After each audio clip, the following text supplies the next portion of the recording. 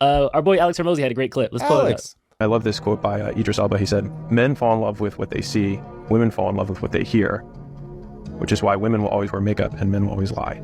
Oh, man. So this No is notes for why me. you say it again. I said no notes for me. That seems accurate. Oh yeah, bang Yeah. on. So getting people to understand that you are having a biological experience is like one of my missions in life, because if that quote is born of somebody that just steps back and goes, "Oh, this is true, and it has these consequences, or it predicts these consequences," and I look into the real world and do I see that? Yes, of course I do.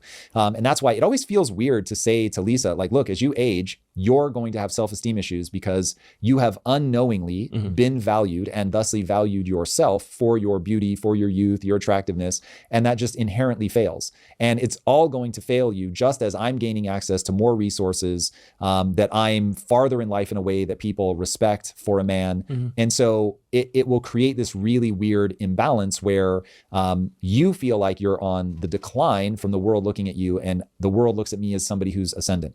And so you have to start building in these mechanisms to deal with that now. So if you can come into a relationship and say, listen, I understand that I'm going to be drawn to things that are visual. So I'm going to need to find a way to make this relationship about something more than that. So like I will often tell people, when I look at a really attractive 22-year-old woman, nature reaches into my brain and squeezes. And it's a really fascinating thing that it can trigger such a strong response.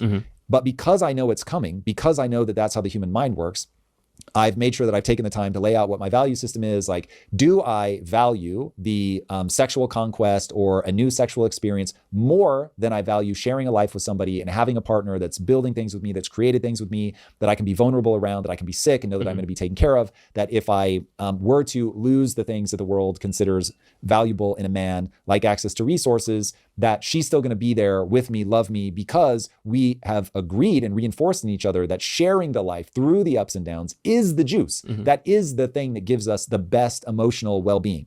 Now, if you haven't thought through it and you find yourself in a situation where all of a sudden somebody you never thought that you would be able to get sexually is coming on to you and is like, no, I really want this to happen, and you haven't built a value system and you haven't thought about that stuff, and that hand reaches into your brain, the invisible hand of nature reaches into your brain, squeezes those neurochemicals and gives you feel alive, you're exhilarated, you feel desired, and then people act on it.